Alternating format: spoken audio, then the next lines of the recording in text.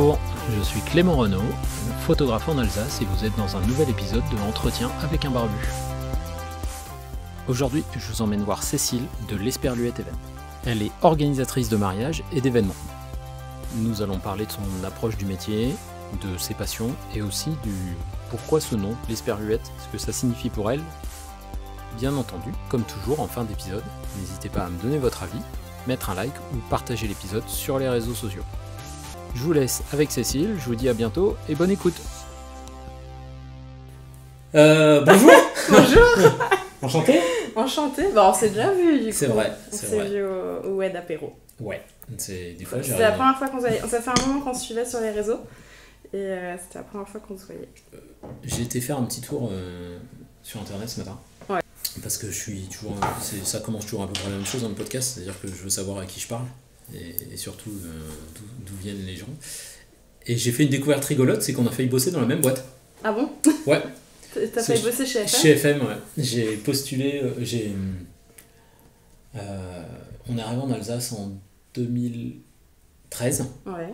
Au bout d'un an, je faisais de l'informatique. Au bout d'un an, on a arrêté avec mon associé et se posait la question de est-ce que je retourne dans la vie active.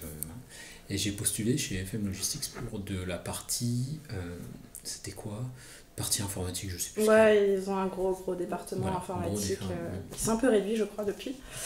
Partie Mais ouais. une base du de coup, données, tout ça. ouais. Et j'avais postulé là-haut. J'ai eu un premier entretien. On m'a rappelé pour un deuxième poste, une deuxième partie. Ce qui m'avait assez surpris parce que pour moi je m'étais complètement planté. C'était un test technique le premier et comme j'étais un peu à la ramasse. Et lors du deuxième test, il y a le boss du département info qui était venu me voir et à un moment il me dit mais j'ai une vraie question pour vous, est-ce que vous connaissez la fable du chien et du loup de La Fontaine? Est-ce que tu connais le chien et le loup? Pas du tout. Je lui dis bah écoutez ça me dit rien. Et il me dit ah bah attendez bougez pas, il est parti, il a été me l'imprimer. Il est revenu et il m'a dit bah allez-y, regardez, lisez-la. Alors le chien et le loup, en résumé, c'est un chien de ferme qui se barre un moment en forêt, il tombe sur un loup, tout maigrichon, parce que forcément le loup, vie solitaire c'est compliqué. Et donc il commence à discuter et le chien lui explique que bah, lui il habite à la ferme, qu'il a bouffé, qu'il est cool, voilà. Et le loup dit ah mais moi j'aimerais bien. Bah, l'autre lui dit viens si tu veux je te ramène à la maison et puis je te présenterai mes maîtres, ça va bien se passer. Et en chemin, le loup remarque que le chien est tout abîmé ici autour du cou. Et lui dit bah mince, qu'est-ce qui s'est passé tout ça. Et l'autre lui dit ah bah ça c'est à cause du collier et de la laisse. Parce que bah, forcément on me demande de surveiller, mais je suis attaché, je surveille la maison. Voilà. Et en voyant ça, le loup s'en va. Et là, du coup, le recruteur, le patron, me dit mais du coup vous êtes plus chien ou loup? J'ai essayé de lui faire croire que j'étais plutôt chien, du coup, vu que j'étais venu sur place et qu'il n'y avait pas de problème. Ouais. Mais ils m'ont pas rappelé. donc je pense que je n'ai pas réussi à faire... Oui, c'est déjà une question compliquée à répondre. Ouais, mais en fait, il avait vu que ça faisait 2 ans que j'étais à mon compte, l'indépendance et le fait de retourner... Et clairement, il avait raison, parce que j'avais absolument pas envie d'être là. Et ça m'est arrivé de repostuler à des boîtes entre temps, et même il n'y a pas si longtemps que ça, et de me dire mais en fait non, qu'est-ce que je fous là en fait. Bah, c'est vrai qu'une fois que tu es parti dans l'entrepreneuriat, c'est difficile je pense de retourner au salariat quoi. Ouais, il faut vraiment tomber sur une entreprise où t'es pas dans le moule traditionnel du... Moi clairement le salariat ça m'a... Ce que j'ai vécu pendant 8 années, je dis pas que ça m'a rien apporté, au contraire, hein, ça m'a beaucoup appris, surtout encore aujourd'hui dans mon métier, apprendre comment fonctionne une entreprise, etc. Mais en fait, moi, ce qui m'a fait quitter le salariat, je l'ai réalisé à contre-coup, hein, c'est le peu en fait, d'estime en fait, qu'il y a derrière. Pour faire simple, les premiers merci de mes clients m'ont mis les larmes aux yeux. Et encore aujourd'hui, quand on me remercie, quand j'ai des compliments, etc., bah, ça m'émeut beaucoup, parce que pendant 8 ans, j'en avais quasiment pas. Ouais, mais alors, je pense que après, ça dépend des boîtes. Ça dépend Mais moi, quand je bossais à Paris, avant tout ça, avant d'arriver en Alsace, je prenais le train matin et soir depuis Reims. Et alors, mon responsable direct, c'est un copain de longue date, donc ça se passait très bien. Mais ma grande chef, qui venait de racheter la boîte, un jour elle arrive, ça faisait 1 an que j'étais là, et elle me fait mais Clément, tu prends le train tous les jours toi, pour venir de Reims? Je dis bah oui, on en avait parlé pendant l'entretien. Et elle me dit, ah bah si j'avais su ça, je t'aurais pas embauché. Non. Oh. Okay. Merci. Tu dis, mais qu'est-ce que je fous là? Ouais, voilà. Et quelques jours après, j'étais dans le métro pour aller reprendre le train. Il y avait un gars qui se tenait à la barre, comme ça, contre la porte. Et le mec, il était tout seul, perdu dans ses pensées. Il disait, il faut que ça s'arrête, j'en peux plus là, il faut que ça s'arrête. Et tu te dis, mais je veux pas finir comme ça en fait. Je veux pas finir ma vie accroché à une barre de métro. Mais en même temps, je pense que du coup, si demain, enfin, on sait jamais de quoi la vie est faite. Oui. Si je devais retourner en salariat, je sais aussi ce que je veux et ce que je ne veux plus. C'est ça. Ouais, et jusqu'où je suis prête à aller et à encaisser des choses. Et après, l'entrepreneuriat, ça te permet aussi d'acquérir une certaine bouteille derrière et qui est nécessaire pour se défendre. C'est ça. Enfin, c'est pas non plus un monde horrible, mais c'est différent. À un moment, j'avais postulé pour être photographe dans une boîte qui fait des meubles. Et ça s'était globalement bien passé jusqu'au moment où ils nous ont dit, bon, bah, on a des horaires assez... normalement plutôt cool, mais on commence à 7h le matin. C'était du côté de... J'avais 1h30 de route. Ouf. Et tu dis, mais bah non. ça peut être un métier qui est intéressant, même si les photos, c'était pas le truc le plus vivant du monde, mais de beaux moyens techniques, tout ça. Et tu dis, je vais pas me lever à 5h30 le matin pour aller faire des photos, c'est ça, voilà, pour aller mettre mes enfants au périscolaire à pas d'heure. Et c'est ça que c'est là où l'entrepreneuriat... Même si tu as des contraintes, hein, tu en as beaucoup, mais au final, tu peux aussi adapter ton rythme de vie, ton rythme de travail. Et, si ça marche pas, c'est de ta faute. Ouais. Si ça marche, c'est de ta faute. Tu peux, dans tous les cas, tu peux n'en vouloir qu'à toi-même, peu importe ce qui arrive.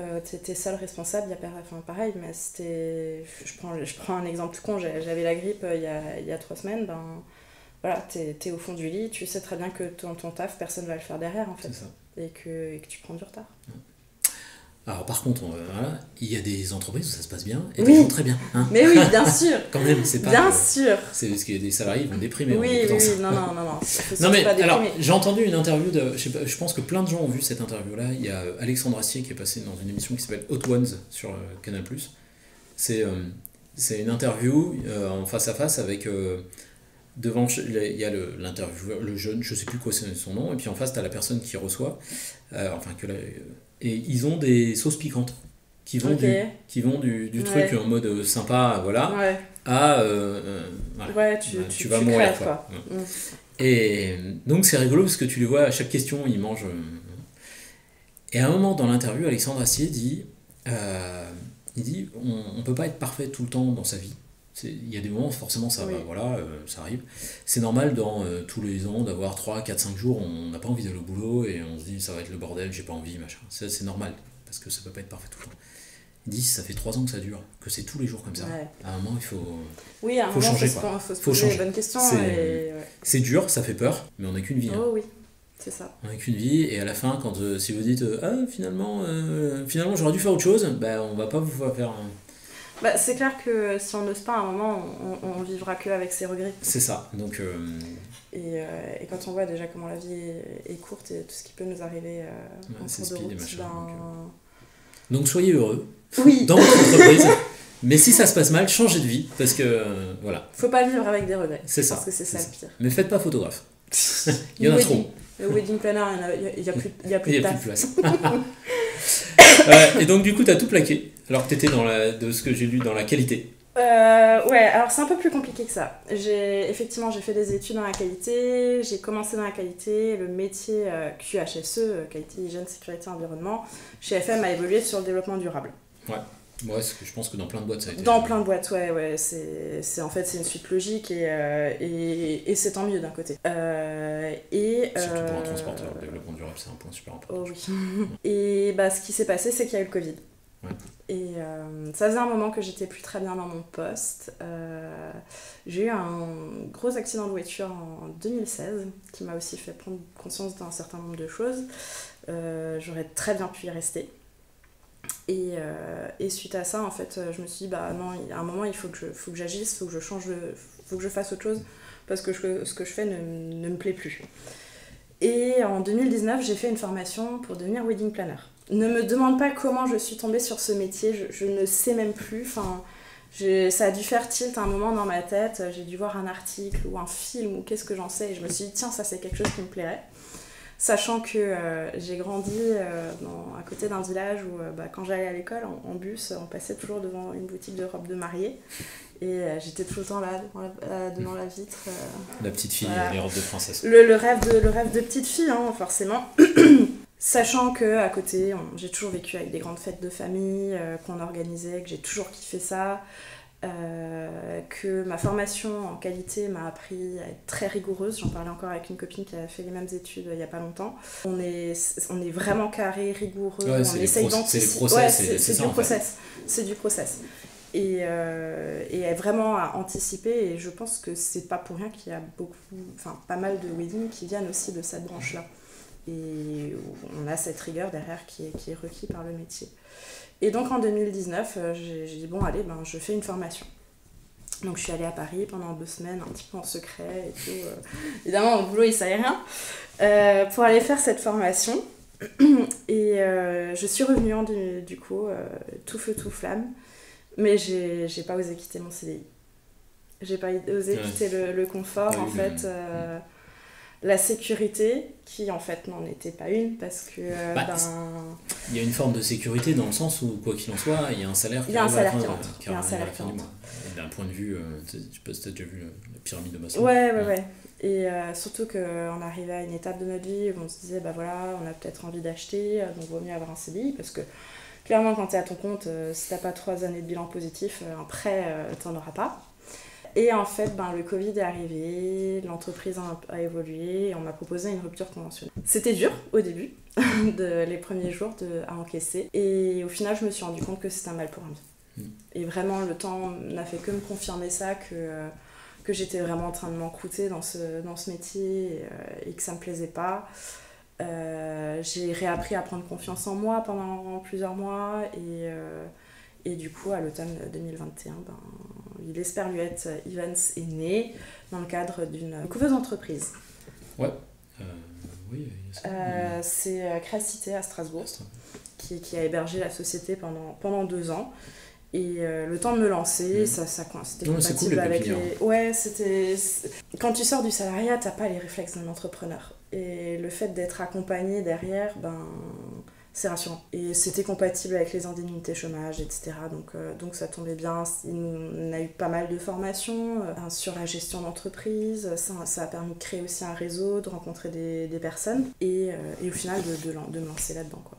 Et en octobre 2021, du coup, j'ai créé l'auto-entreprise l'Esperluette Events. Voilà. C'est cool. Donc je vole de mes propres ailes depuis octobre. À peu près. Ouais, ça fait 2 ans et demi à peu près. Je vais arriver. Ça va être ma 3e saison là, du coup. C'est cool. Mais le Covid a été le point de bascule pour plein de gens.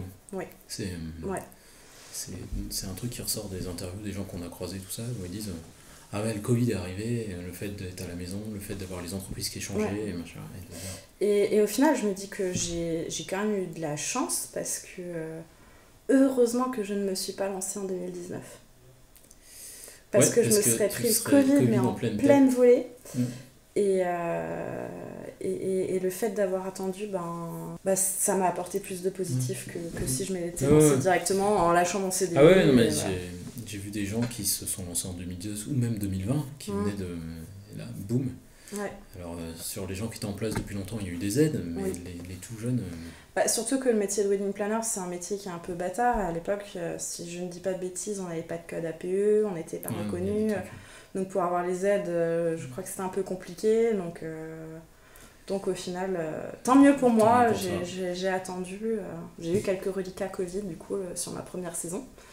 Des mariés qui étaient censés se marier en 2020 et des mariés qui voulaient à la base se marier en 2020 ou 2021 qui ont attendu 2022. Ton métier, c'est donc wedding planner. Oui. Tu fais que de l'organisation. Que de l'organisation. Okay. Parce qu'on a rencontré aussi Alice Julia et Alice Londel, Alice qui à la base était plus sur le côté wedding et qui part plus sur le côté déco. Pour moi, la chose est simple, c'est que j'ai fait une formation de wedding planner et pas de wedding designer.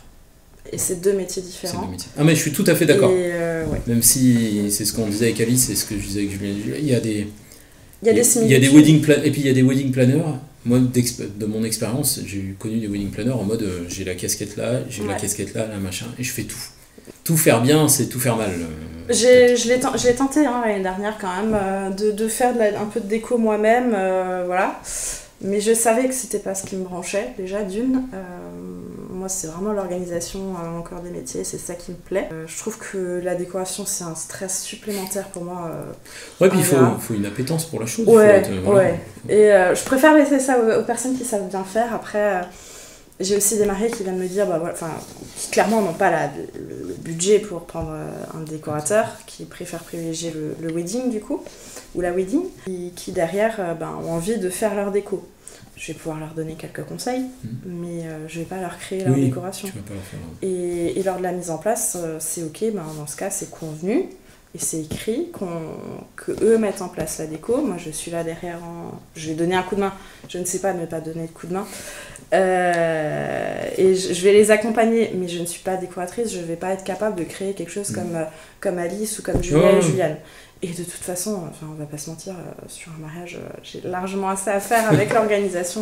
Ouais, non, mais c'est bien. Celles qui font les deux, vraiment, j'admire parce que c'est une charge de travail telle qui est... Ouais, puis il faut être bon dans les deux domaines, en fait. Voilà, donc je préfère être bonne dans ce que je fais et ce que je sais faire, que forcément rajouter des casquettes et à un moment faire les choses mal. Et je pense que le problème aussi, c'est que si tu es en train de préparer de la décoration et qu'à un moment on te demande d'intervenir parce qu'il y a un problème d'organisation, bah tu fais quoi?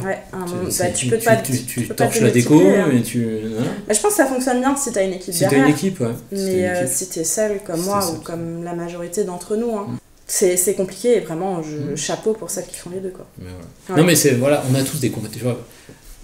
L'informatique, c'est un truc, utiliser un logiciel de graphisme et tout ça, je sais gérer le truc. Je suis incapable de faire un logo ou un dessin propre parce que c'est pas moi. La technique, je l'ai, mais voilà, donc je fais pas. Et donc c'est bien d'un moment de se dire, finalement, je confie à d'autres. Et c'est quelque chose que je dis d'emblée quand je fais un rendez-vous découverte avec des futurs mariés. Je le dis d'emblée que je fais pas la déco. Ça peut en freiner certains, ça j'en ai conscience.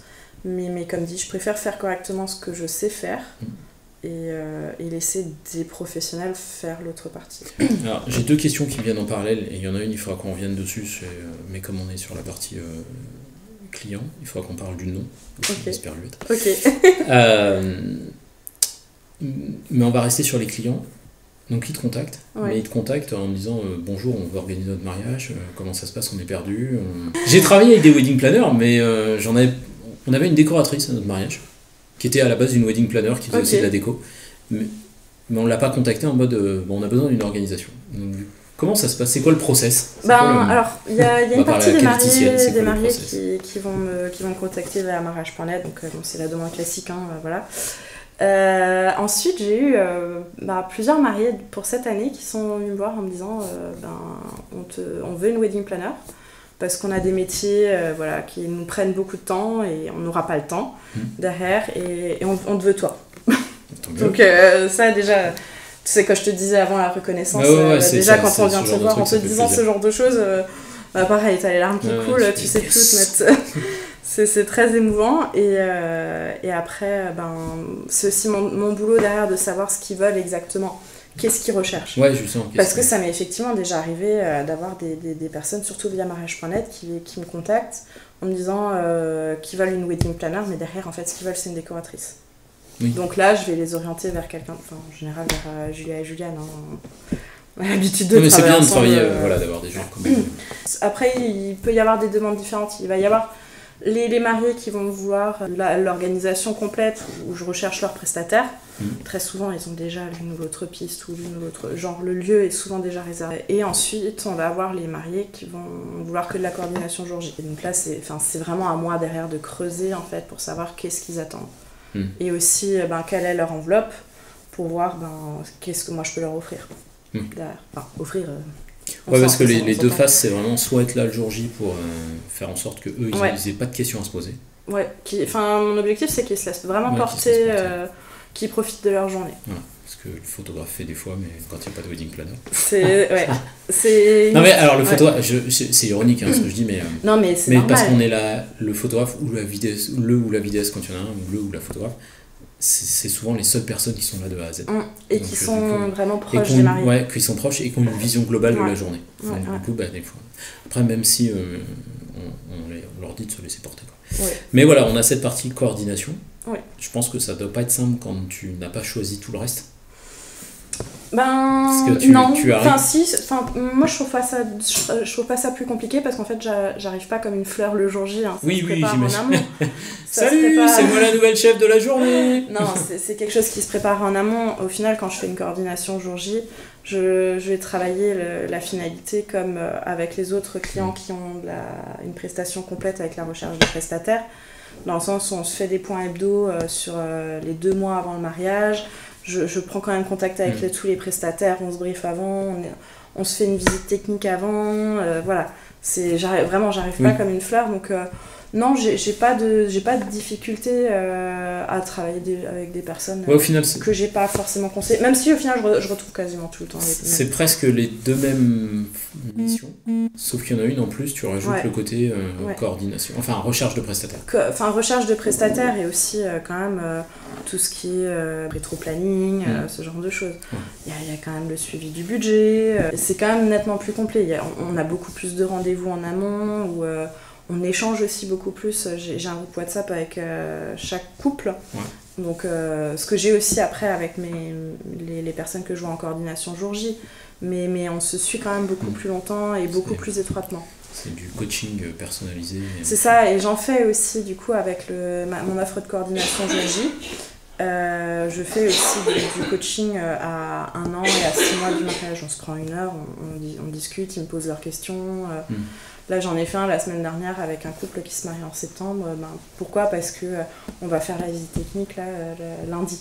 Donc l'idée, c'est non plus pas d'arriver à la visite technique comme une fleur. Et ils ont pu me poser leurs questions. Ce matin sur Insta, j'ai fait une story en disant est-ce que vous avez des questions à me poser ? Et il y en a une justement qui a pas. Il y a eu 2 questions, je vérifierai après si on a d'autres entre temps. Mais ma story n'a pas.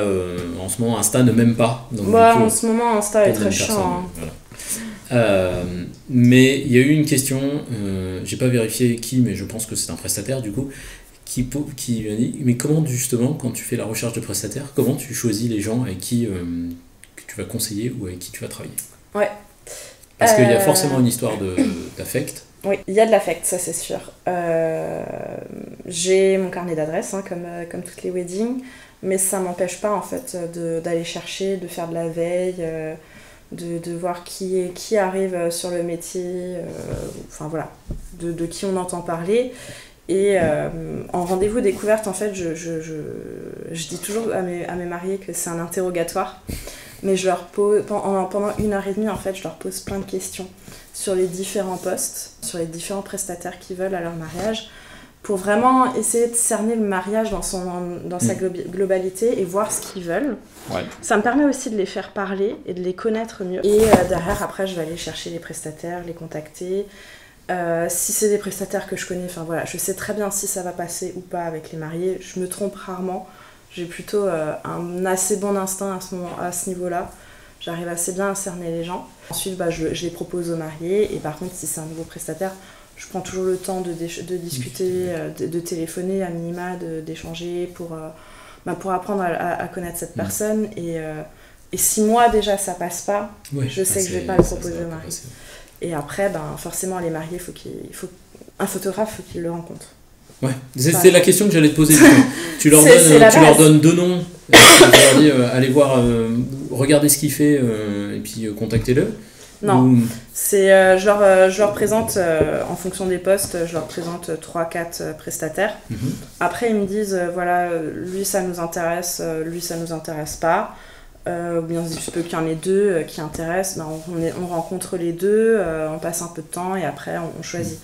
Ce que je dis toujours à mes mariés pour la partie photographe, c'est que c'est vraiment la personne avec qui il faut en dehors de la wedding, où il faut qu'il y ait le meilleur feeling. Parce qu'en fait, le photographe va suivre les mariés toute la journée. Alors maintenant, on va dire sur la partie image, parce qu'il y a la vidéo aussi. Oui, il y a la partie vidéo, effectivement. Même si 90% des couples apparemment n'ont pas de vidéaste. Mais... Non, effectivement. Et derrière, faut qu'ils soient à l'aise d'exprimer toutes leurs émotions auprès du vidéaste et du photographe. Donc c'est là où il faut vraiment qu'il y ait un feeling. C'est ça. Et je pense que ça joue sur beaucoup de prestataires, il faut qu'il y ait le feeling derrière.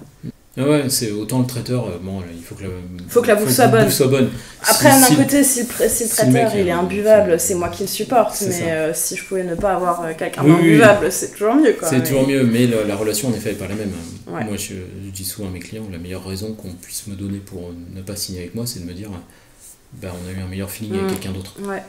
Ça fait mal dedans, mais ça vaut 100 000 fois c'est trop cher. Ouais. Et je pense qu'aussi en tant que prestataire, il faut qu'on ait aussi le feeling. Ça marche dans les deux sens. Toi, moi. Ça marche dans les deux moi, sens. je vais pas m'engager avec des mariés où je le sens pas. Je le sens pas, c'est pour ça. Si c'est pour que ce soit une tannée, c'est pas la peine. Enfin, nous, on signe pas tant qu'on n'a pas une visio ou un rendez-vous. Et on n'envoie pas une plaquette en mode catalogue. Parce que regarde. C'est ça, regarde ici. Non, on va déjà en discuter parce que. Moi, toujours pour citer Alexandre Assier. La même interview, on m'a dit j'ai plus envie de travailler avec les cons. J'ai plus envie de travailler avec des gens avec qui je me verrais pas manger à table. Exactement. Peut-être que ces gens-là sont très gentils, mais c'est pas le.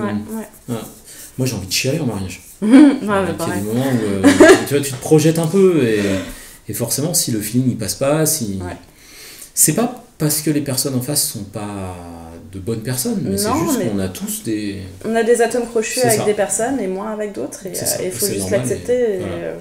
C'est normal et ça fait du bien. Hier, on en parlait justement à table pendant la formation SST, en disant que le truc, je pense, le truc le pire au monde qui existe, c'est de laisser les gens indifférents. Parce que t'es lisse, quoi, t'es indifférent. Alors qu'il y a des gens qui t'aiment pas, il y a des gens qui t'aiment, c'est tant mieux. Ça montre une personnalité, ça montre Tu les as impactés d'une manière ou d'une autre, mais tu les as impactés. C'est ça. Après, c'est mieux quand il y en a plus qui t'aiment que qui ne t'aiment pas. Parce que tu laisses après un meilleur sentiment. T'es plus heureux quand tu vas te coucher le soir. Donc il y a beaucoup d'affect dans la partie prestataire que je recommande, que ce soit avec moi ou avec les clients.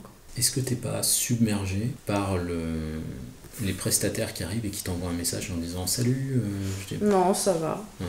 Je me suis toujours dit, mais alors je pense aux photographes parce qu'on est nombreux. Et à un moment de me dire, tiens, est-ce qu'il y a des photographes qui font tout le tour des wedding planners en disant salut, et mail, et puis après t'as les vidéastes, et puis après t'as les traiteurs, après t'as les. Non, moi de mon côté, non, j'en ai pas tant que ça. Je prends par exemple les photographes, j'ai un carnet d'adresses qui est quand même déjà assez fourni. Et au final, quand t'as des gens de confiance et qui passent un peu partout.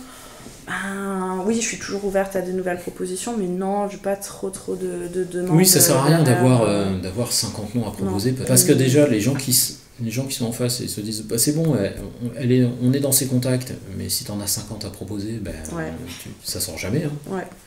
Après, en général, quand j'ai des propositions comme ça, même si, j'essaie quand même toujours de répondre, si des fois ça devait passer à la trappe, j'ai quand même un petit dossier derrière où je les classe. Ces propositions. Plus, moins. Non, mais je me dis que d'un côté, le jour où je cherche quelqu'un, moi je sais qu'ils ont fait la démarche de me contacter déjà. C'est ça. Il y a déjà eu une démarche de leur côté et je trouve que c'est aussi quelque chose à mettre en avant. C'est pas. C'est aussi une récompense entre guillemets. Pour le travail fourni derrière. C'est tout bête, mais ça veut aussi dire, on en revient sur le côté feeling, etc. Ça veut aussi dire qu'à un moment, ce qu'ils ont vu chez toi potentiellement plaisait, et tu vas les appeler et ils vont dire « Ah oui, je sais qui tu es ». Exactement. Exactement. C'est l'esperluette, je connais pas. Ça, c'est le truc le pire. L'esperluette, justement, pourquoi ce nom ? Parce que déjà, il n'y a pas grand monde. Je pense que plein de gens ne savent pas que l'esperluette, c'est le signe du « et ». À l'anglaise, c'est le sigle, effectivement. Un matin, je me suis levée et je me suis dit, c'est l'esperluette. Voilà. Merci. Non, mais j'ai cherché longtemps un autre nom, parce que l'esperluette, il y en a à l'appel. Il y en a plusieurs. Il y en a à l'appel, et j'ai jamais trouvé un autre nom qui me fait autant sens que celui-là. Comme tu disais, l'esperluette, c'est le signe et. Et un mariage, c'est l'association de deux prénoms, deux noms pour former une famille. L'esperluette, c'est aussi pour moi l'association de l'événementiel et du développement durable. C'est deux aspects qui sont assez opposés au final, parce que l'événementiel, c'est de la consommation à mort. Donc j'essaye d'apporter ce côté développement durable sur mes événements. Et puis c'est joli aussi, on va pas se mentir, c'est poétique. Non mais c'est bien que ça fait... Alors c'est un nom déjà qui t'a plu, et en plus tu y as trouvé un sens avec ce côté lien. En fait. Et je rebondis sur le développement durable. Oui. Du coup, c'est assiette en carton et couvert en... Exactement. Non. Après, moi j'ai un certain nombre d'impondérables, des choses au-delà desquelles je ne vais pas aller. En papier, par exemple, non. Ça peut si c'est le thème, mais... Les ballons, non. Les lâchers de colombes... Et après, je vais aussi toujours recommander des prestataires qui sont à proximité du lieu, qui sont dans cette démarche, mais qui sont aussi à proximité du lieu. Ça sert à rien, par exemple, que je fasse venir quelqu'un de Haguenau pour un mariage qui est à Mulhouse. D'un côté, c'est aussi contre-productif parce qu'il y a des déplacements. Ne serait-ce que pour la visite technique, on essaye de produire le moins de déchets, on passe par de la location, travailler, comme tu disais, avec des prestataires qui ont aussi cette sensibilité. Des traiteurs qui vont pas faire du consommable, du jetable à mort, qui vont aussi travailler sur le sourcing de leurs produits. C'est des choses qui sont importantes. Okay. Mais je m'adapte aussi toujours en fonction de la sensibilité des clients. En octobre, j'avais un mariage où les mariés étaient très sensibles au zéro déchet. On a fait une décoration, c'était du sapin, des branches de sapin, ça avait un sens pour eux. On l'a fait, le mariage était à la ferme d'Argentin, je sais pas si tu connais, c'est à Lièvre, c'est une ferme pédagogique qui accueille aussi des mariages. Le sapin par exemple, les chèvres elles adorent ça. Elles adorent ça. Du coup, ça. Et comme c'était du sapin que j'ai cherché chez un producteur qui est non traité, qui était tout frais, le sapin, les mariés l'ont pas emmené, mais on l'a donné aux chèvres et la ferme, ils étaient ravis. Donc voilà, c'est ce genre de petites démarches aussi derrière, de petits gestes qui font que ça donne un sens aussi. J'étais ironique sur les assiettes en carton. Je m'en doute. Les éco-cups, mais c'est le truc auquel tout le monde pense au début, et puis au final, il y a tellement... Ça va bien plus loin en fait. Il y a tellement de choses. Ça va vraiment bien plus loin. C'est vrai que ça a peut-être plus de sens même de penser circuit local que les éco-cups. Les éco-cups c'est très bien, surtout si tu fais une séance engagement avant. Tu peux avoir ta photo sur l'éco-cup et après tout le monde boit dans un verre où il y a ta tête dessus. Après il y a aussi plein de choses à faire, moi à mon niveau.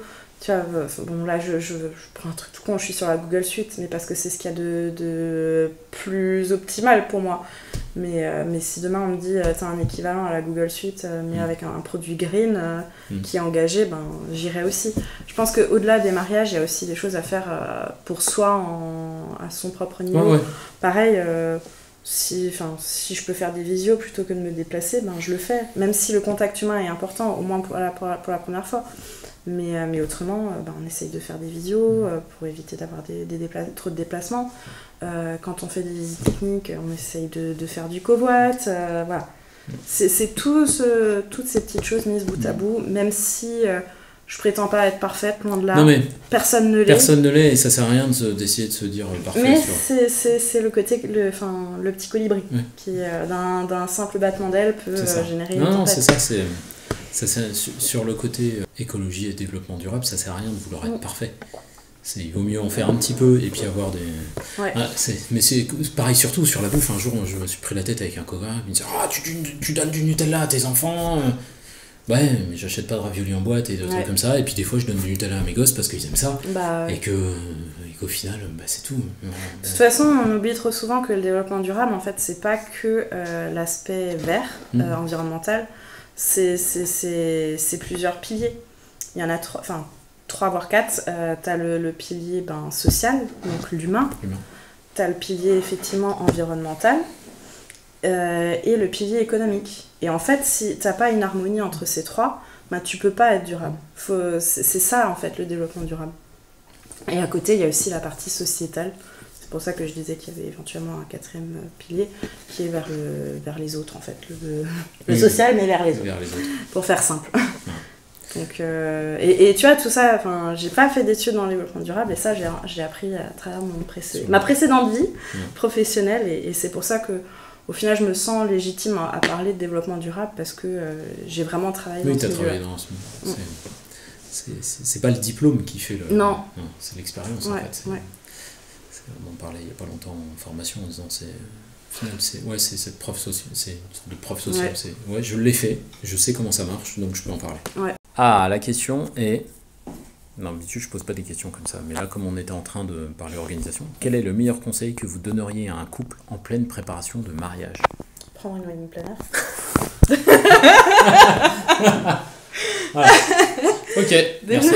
Non. Non, mais alors, un couple, imagine, ils ont signé avec toi. Ouais. On est à 1 an du mariage, ils ont signé un peu en avance, tout se passe bien. Mais gros coup de stress. C'est le conseil que je donne à tous mes mariés, et je le dis à tous mes mariés quasiment à tous les rendez-vous, c'est votre mariage, faites ce que vous avez envie. Je le dis aussi, c'est pas le mariage de vos parents, c'est pas le mariage de vos témoins, c'est pas le mariage de vos copains. C'est leur mariage et il faut pas... Alors, il y a des bons conseils dans ce qui gravite autour, mais il faut pas se poser la question de « Ah, mais est-ce que ça se fait? Est-ce que ça va plaire ?» On s'en fout. Est-ce que vous avez envie? Est-ce que ça vous plaît? Vous y allez. Et les gens sont invités à leur mariage. Ils se marient pas pour eux. Ils se marient pour eux. Ils se marient pas pour les invités. Ils se marient pour eux. Non, je pense qu'il y a un historique de... Alors ça change depuis quelques années, mais jusqu'à il y a encore 15 ans peut-être, je pense que nos parents se sont mariés à la façon dont leurs parents voulaient se marier, leurs parents se sont mariés à la façon dont... Et du coup à chaque fois c'est la génération d'après qui dit « Ah, il faut que tu fasses ça parce que... » Non. Et je pense qu'il y avait aussi ce côté, si je dis pas de bêtises, très traditionnel, où c'était les parents qui finançaient le mariage. J'ai eu des gens qui m'ont dit on est obligé de faire ça parce que ma mère m'a dit c'est moi qui paye, donc c'est moi qui décide. Je trouve ça triste. Après je trouve qu'au final, ce qu'il y a aussi quand il y a une wedding planner, ce qui m'arrive souvent aussi avec mes mariés, c'est que souvent ils se dédouanent en fait de certaines questions, responsabilités en disant voyez avec la wedding, voyez avec Cécile, c'est elle qui gère. C'est elle qui gère, c'est pas moi. Nous on voulait le faire, mais Cécile elle a dit non. Non, quand même pas à ce point-là, mais du coup en fait le fait qu'il y ait un interlocuteur supplémentaire, les proches soit ils osent pas trop venir y mettre leur grain de sel, soit ils osent et dans ce cas on en a parlé avec les mariés, ou bien non, je sais que c'est quelque chose que les mariés dont ils ont pas envie, et puis fin de la discussion quoi. Ça permet de faire le tampon et de casser l'affect entre exactement eux. Moi, ça m'arrive de dire à des mariés, si le matin, parce que souvent les préparatifs, c'est un peu le stress, et ça m'est arrivé d'avoir une mariée qui était un peu en stress, et sa maman un peu en stress, et du coup... Et ça m'est arrivé de prendre la maman à part, et lui dire, attendez, ça va bien, vous inquiétez pas, ça va être cool, machin, et on rassure. Et le fait d'avoir ce tampon, parce que je préfère qu'une personne s'engueule avec moi. Ce jour-là, je protège mes clients. Exactement. Il y a un invité, même si c'est un parent, même si ça m'embête que les parents se disputent avec moi, mais qu'à un moment ça fight avec moi plutôt que d'avoir une mère et une fille qui se disputent pour la journée parce que... Et puis moi, ce qu'il y a, c'est que les proches, les parents, témoins en général, je les ai déjà en contact un petit peu avant le mariage. Et je tâte déjà un petit peu le terrain, voir si ça va, s'ils sont stressés ou quoi que ce soit. Donc il y a déjà en fait un contact en amont. Donc le jour du mariage, je suis pas une découverte pour eux. Ils me connaissent déjà un petit peu. Souvent on a le plaisir de se retrouver. Et du coup ils viennent plus facilement vers moi s'il devait y avoir un coup de stress ou quoi que ce soit. Mais oui, l'idée c'est effectivement de protéger les mariés, de les préserver en fait et de les conserver dans leur bulle quoi. Ouais, parce que ça passe déjà tellement vite. Ouais. Il y a une petite histoire que j'aime bien raconter à mes mariés, c'est... alors, ma première saison, c'est un couple... j'ai adoré vraiment bosser avec eux, c'est des bonbons. Ils vivent au Canada, et Christine, Alexis, si vous passez par là, c'est pour vous. Et le lendemain du mariage, en fait, après avoir rangé, débarrassé, au moment de se dire au revoir, on était là avec leurs parents et tout, frères et sœurs. Non, pas de sœurs. Et juste les frères. Et Et à un moment, ils me prennent dans les bras et me disent merci Cécile, parce que grâce à toi, on était invités à notre propre mariage. Alors là, bon, les larmes, n'en parlons pas. Et ben, en fait, c'est ce qui me guide en fait, sur tous mes mariages. Et mon objectif, c'est ça, c'est que mes mariés soient invités à leur propre mariage, qu'ils se laissent vraiment porter, qu'ils aient l'impression d'être dans une bulle, un monde merveilleux où tout va bien, et voilà, et qu'ils aient rien d'autre à penser. C'est un truc similaire. Un jour, j'ai eu une séance grossesse à la maison, enfin en studio, et on termine après 1 heure, enfin 1 heure à peu près de séance, machin, on termine, et lui, il me regarde, il me fait eh ben merci, parce que ça fait des mois qu'on s'était pas retrouvés juste tous les deux. Ouais. Juste là, alors que, en plus, une séance en studio, c'est plutôt posé, c'est pas on va se balader dans la nature, voilà, c'est plutôt cadré parce que c'est du studio. Mais tu prends du temps. Ils ont eu leur bulle à eux. C'est ça. Et limite, les photos, c'est pas qu'on s'en fout, mais on sait que ça sera de beaux moments parce que on était dans notre bulle. Et ça, c'est un autre conseil que je donnerais à des futurs mariés, mais du coup, plus pour le jour J, c'est de se prendre 5-10 minutes vraiment pour se retrouver juste à deux. Parce qu'en fait, la journée passe tellement vite. D'où la séance de couple le soir en fin de journée. Exactement. Et vraiment de prendre ce temps, vraiment juste pour prendre un peu de hauteur et de profiter de l'instant présent. Parce que ça passe tellement vite. Moi, c'est comme ça que j'explique que quand en visio, on nous demande à quel moment on va faire des photos de couple, on n'a pas envie de partir 2 heures, je leur dis vous inquiétez pas, on va pas faire ça. Je leur dis souvent, je fais ça, alors je pense que plein de photographes font la même chose, c'est-à-dire que la séance de couple, on l'a fait en fin de cocktail. Mais je leur dis, c'est pas pour aller faire des photos de vous à 10 km, c'est surtout pour que vous ayez un moment où vous allez pouvoir souffler. Exactement. Vous êtes vous deux, et nous, on fait des photos pendant que il y en a, ils s'assoient dans l'herbe, ils fument leur clope, ils vont aller parler de la robe de tata qui était pas belle, ou de tonton qui avait trop picolé, mais c'est leur moment à eux, et c'est ultra important. C'est un mariage, c'est un moment où il y a tellement déjà de stress, d'émotions, de monde, qu'il faut avoir ce moment à soi pour se préserver, parce que sinon après au bout d'un moment on impose. C'est ça, sinon on se retrouve à 2h du matin, c'est fini, et on fait waouh, on n'a pas parlé. Voilà. C'est pour ça aussi que je pense que les mariages en petit comité, au final, c'est mieux. Enfin, après, voilà, on fait toujours en fonction de sa famille, de ses proches, etc. Mais j'ai vu des mariés à chaque fois toujours plus sereins sur des petits mariages, on était 50, 70, que des mariages où on était à 180 ou ce genre de choses. Derrière, la remarque, c'est quand des gros mariages, c'est ah non, j'ai pas eu le temps de voir un tel ou un tel, on n'a pas eu le temps de parler. Donc, et au final, je pense que c'est ce vers quoi on tend, c'est des mariages à plus petit comité. Mais alors, moi ça fait 10 ans que je fais ça, et j'ai vraiment vu le avant et après Covid en fait. Ou avant Covid, ma moyenne d'invités c'était, je pense, 100-120 repas. Aujourd'hui on est plus à 70, voire moins, mais parce que les gens se sont dit on a envie d'avoir les gens plus proches. C'est ça, on a envie d'avoir les gens qui comptent, et on va pas inviter finalement par obligation. Les invitations diplomatiques, ça sert à rien. On a invité tous les copains du boulot, de la machin, de mes parents, de tonton. Et puis, après, c'est bien, si c'est leur... c'est de l'argent aussi. Mais après, il n'y a pas de bons et de mauvais exemples. Moi, il y a des mariés qui me disent on va être 300 à l'apéro.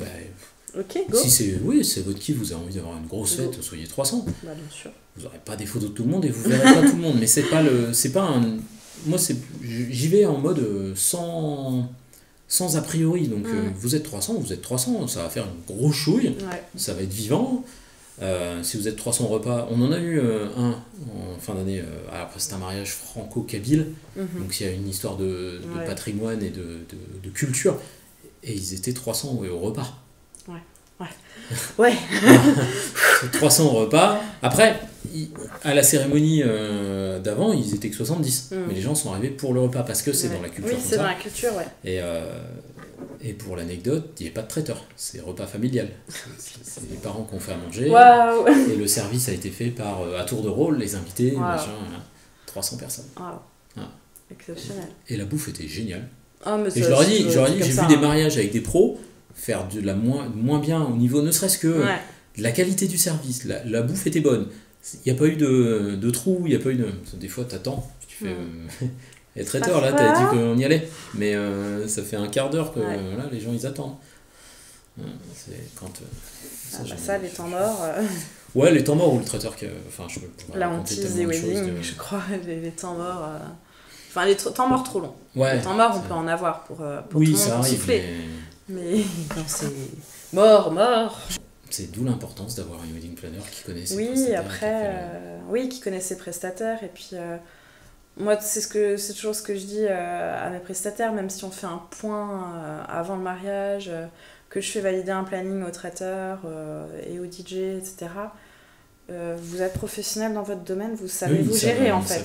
Moi, je suis chef d'orchestre. Vous savez jouer de votre instrument, moi, je suis là pour coordonner tout le monde. C'est exactement ça en fait.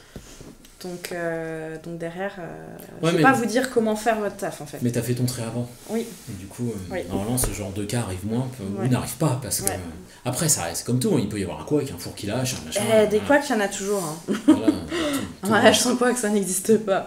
C'est ça aussi, c'est un truc que je dis à mes clients, je leur dis souvent, ça ne se passera jamais comme c'était exactement prévu et tout le monde s'en fout. Et on ne cherche pas à faire un mariage parfait en fait. Un mariage parfait, ça n'existe pas. Ça n'existe pas, ça se passera jamais. Sinon, c'est pas un mariage, c'est un shooting d'inspiration. C'est ça. C'est cadré, c'est précis. Non, on s'en fout. La vie, c'est pas parfait en fait. Enfin, j'ai déjà eu, mais si le gamin qui porte l'alliance, il secoue la boîte, ou il va à gauche, à droite, il sait pas. Ben alors c'est pas grave. On rigolera. C'est ça la vie. Non, mais c'est ça. Il n'y a rien de parfait et c'est ce qui donne les vrais moments en fait. J'ai une collègue photographe qui a fait un gros buzz sur Instagram, on en parlait il y a 2 jours, parce que elle a une de ses mariées qui a fait un malaise. Elle est à l'église et à un moment on la voit comme ça sur l'épaule. Elle a fait parce que pas assez mangé, pas assez... Et elle a continué à prendre des photos parce qu'il y a eu des gens qui sont venus s'occuper ils l'ont pas laissé en mode elle est tombée.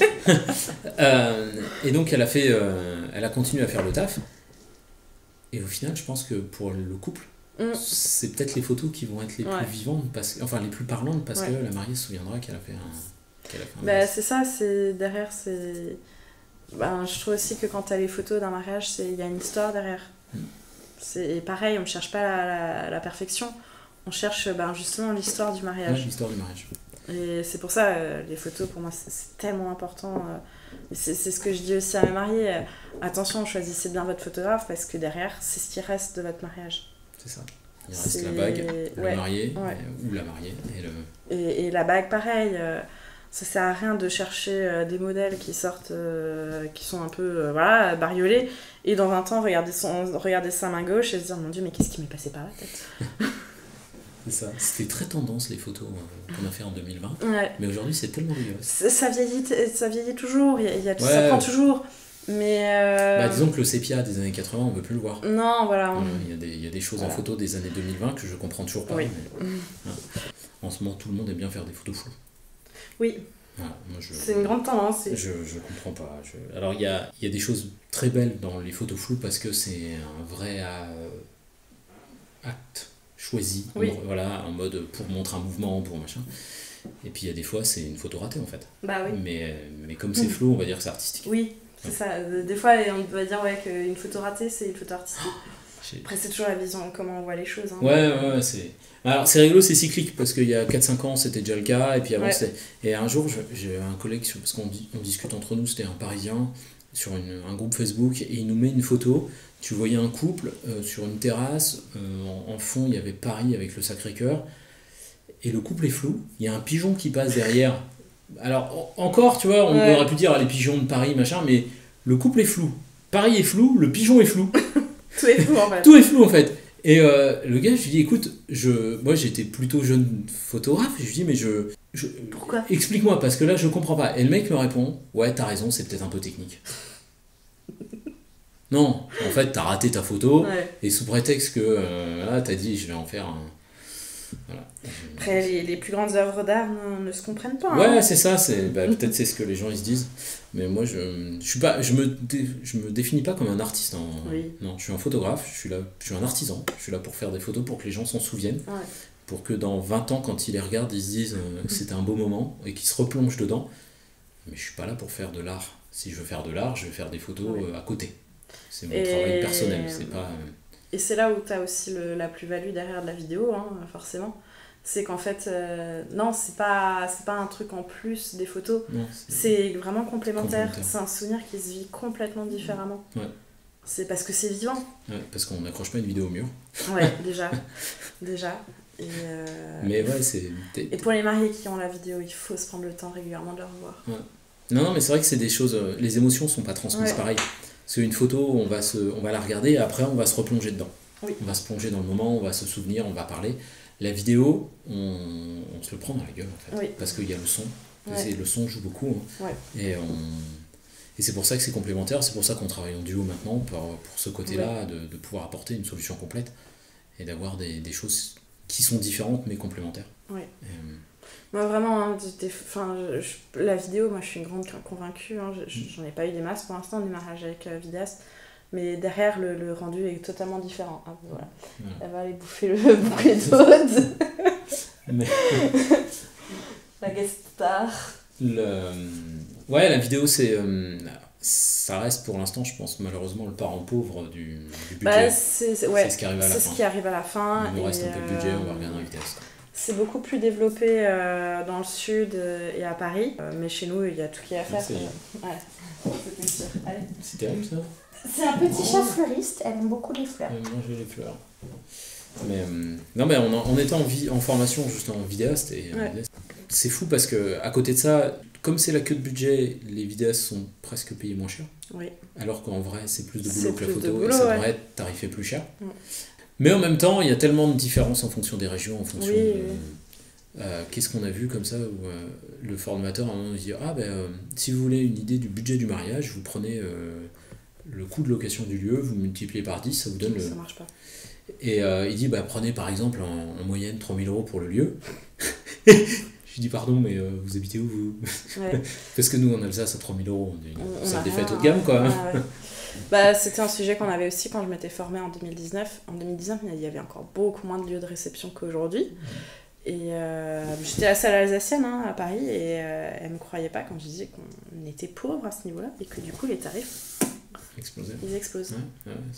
Après je comprends les lieux, une fois que tu es saturé, que tu as de la demande, tu augmentes, mais du coup ça devient compliqué après en budget pour le reste. Clairement, c'est ça, et c'est ça en fait qui est en train d'être le nerf de la guerre pour les prochaines années, c'est que les lieux vont être tellement chers, derrière t'as pas encore mangé. C'est ça. Et t'as les augmentations de tarifs qui arrivent actuellement et je comprends mais tellement les prestataires qui sont obligés d'augmenter leurs tarifs parce que la vie est ainsi faite.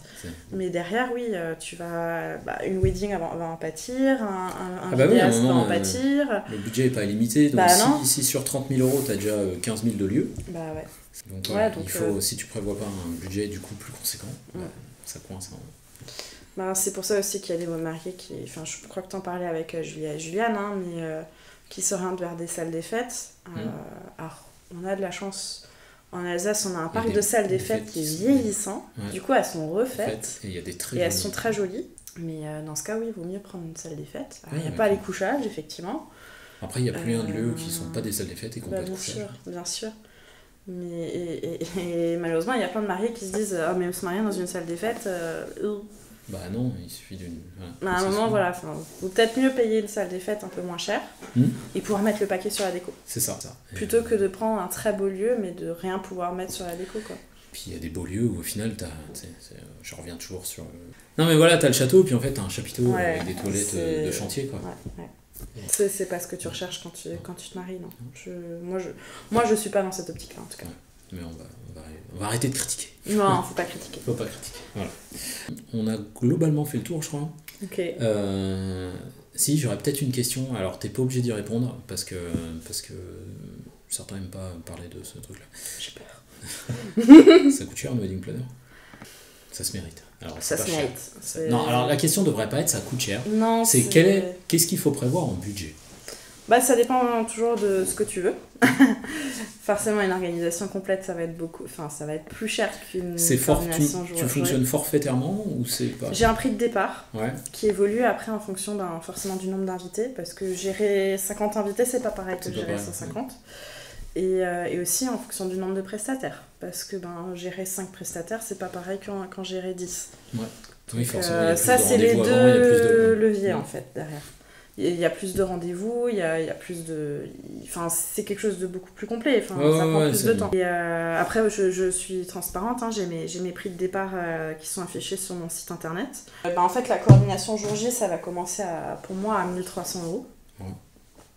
Et donc après, c'est mon prix de départ, c'est mon prix de base, on va se dire, pour le client qui a 500 € en tête qui ne te contacte pas. Voilà, c'est ça. Et ça va être pour 50-60 invités. Et après, pour les prestataires de base, traiteurs, DJ, photographe, fleuriste, coiffure, maquillage, ouais. Et voilà, c'est le truc de base. Mais après, effectivement, plus on a d'invités... tu rajoutes un groupe, tu rajoutes exactement. Tu rajoutes la vidéo, du drone... Et après, pour une prestation où je fais de la recherche de prestataires, etc. derrière, on a un prix de départ à 3200. Mais là, c'est vraiment... Je cherche tous les prestats, quoi. Tout le monde. Après, forcément, j'ai un entre-deux. Par exemple, quelqu'un qui vient me voir en me disant j'ai déjà mon lieu. J'ai déjà mon lieu, j'ai déjà mon photographe, j'ai déjà mon machin. Voilà. Oui. On est en tout des 10 minutes. C'est sur devis. Ça, de toute façon, c'est vraiment que sur devis. Je peux pas me projeter plus. Tout discute, c'est normal. Mais ouais, voilà. Après, faut savoir quand même que organiser un mariage, c'est en moyenne une centaine d'heures de travail. Ouais, non, mais moi, ça me choque pas du tout. Donc, donc voilà. Mais je sais que c'est un gros budget. Mais on achète sa tranquillité. Pour moi, le vrai luxe dans la vie, pour moi, c'est de faire les choses. Ouais. Donc quand tu fais faire les choses, ça a un coût. Ouais. J'ai suivi une formation, j'écoute des petits bouts de formation de 2 photographes qui justement travaillent dans le domaine du luxe. C'est-à-dire qu'ils prennent 45 000 $ par mariage. C'est des mariages c'est des mariages qui tournent à un budget d'au minimum $1 million. Ouais. Donc c'est le luxe, quoi.